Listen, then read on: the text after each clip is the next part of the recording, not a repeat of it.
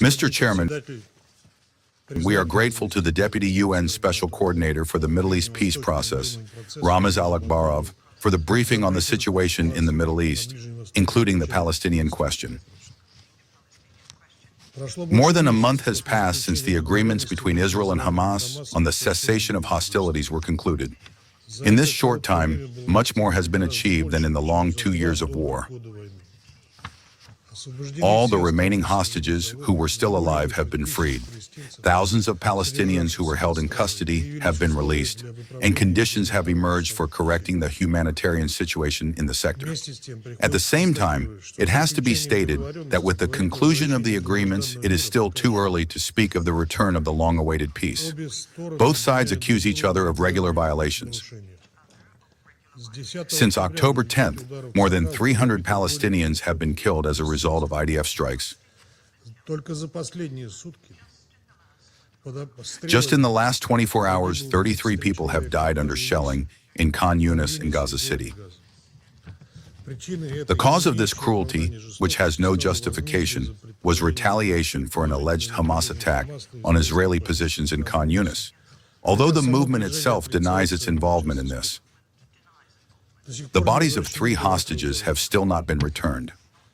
Significant restrictions on the delivery and distribution of humanitarian aid to the sector remain. A distinctive feature of recent days in Gaza has been the yellow line, dividing the enclave into territories controlled by Hamas and the IDF. The construction of barriers and fortifications on the side controlled by the Israelis indicates that the occupation of the sector has a long-term character. This carries daily risks for the residents of Gaza, who have found themselves on different sides of the barricades, similar to the inhabitants of divided Berlin. All the more so because many sections of the yellow line are not marked, and cases are frequent when Palestinians come under fire while crossing the line, without even suspecting it. Alarming as well are the reports of the Israeli side arbitrarily changing the yellow line in some areas of Gaza City, in violation of the ceasefire agreement. Mr. Chairman, the instability of the situation on the ground, when it is more appropriate to speak of a situation of neither war nor peace, is compounded by uncertainty regarding further steps in implementing the peace agreements. When will the authority of the Palestinian National Authority return to Gaza? When will Israel withdraw its troops from the sector? How will the disarmament of Hamas take place? All these questions have a direct interconnection. And while the absence of details in President Trump's plan on this matter precisely made it possible to bring the sides to agreement, at this stage, without honest and concrete answers, peace efforts may bog down in a stream of endless mutual accusations by the sides of violating the terms of the deal. Unfortunately, the UN Security Council Resolution 2803 adopted a week ago did not add clarity on this issue. It sets out rather broad parameters for the future Peace Council, which is tasked with overseeing the reconstruction of Gaza, as well as the enforcement mandate of the international stabilization forces, which are to be deployed in coordination with Israel and Egypt. We are convinced that the effective activity of these structures depends on their close interaction with the Palestinian side. It is also important to determine as soon as possible clear timelines for the transfer of governing powers in the enclave to the Palestinian National Authority, as well as the withdrawal of IDF units from the sector. At the same time, we have still not heard of the readiness of even one potential troop-contributing country to participate in enforcement operations. Colleagues, what is supposed to motivate militants to lay down their arms if there is no confidence that the future of Gaza is in the hands of the Palestinians themselves, and not the occupation forces or certain international structures? Furthermore, reports about Israel sponsoring individual Palestinian armed groups to fight Hamas are causing concern. Such actions may have very dangerous consequences. History knows many examples of this. Such doubts are also fueled by the provocative rhetoric from Israeli high-ranking officials.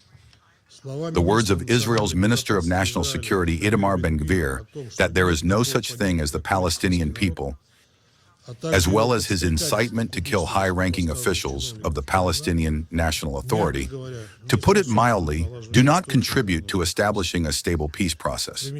It is noteworthy that even the very cautious and vague wording on Palestinian self-determination in Security Council Resolution 2803 provoked a storm of indignation in Israeli political circles, which demanded that the Prime Minister unequivocally confirm the position on the inadmissibility of creating a Palestinian state.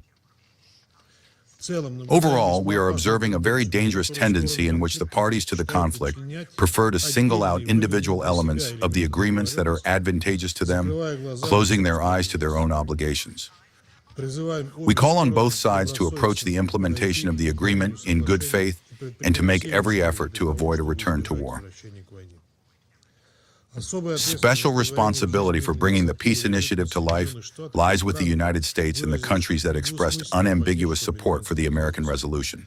Despite all its ambiguities, we did not block the passage of the document at the request of our Palestinian and Arab friends in order to give Washington the opportunity to try to achieve progress in resolving the long-standing Palestinian-Israeli conflict. The key to this lies in an impartial approach, when the interests and concerns of both sides are taken into account equally, regardless of allied relations and criticism from radical forces. It is extremely important that the peace plan approved by the Council on the 17th of November return us to the path of the two-state solution, which received the approval of the majority of UN member states during 2 rounds of the high-level conference in New York. We will closely monitor the implementation of Security Council Resolution 2803 and expect clarification from the American side on the formation of the Peace Council and the International Stabilization Forces, as well as on the compliance of their activities with the international legal framework on the Middle East settlement and with the interests of both Palestine and Israel. As a permanent member of the Security Council, Russia intends to continue to play a constructive role in achieving sustainable peace in the Middle East, the cornerstone of which has been and remains the formula of 2 states for 2 peoples, capable of satisfying both the legitimate security concerns of Israel and the just aspirations of the Palestinian people for their own state. Thank you.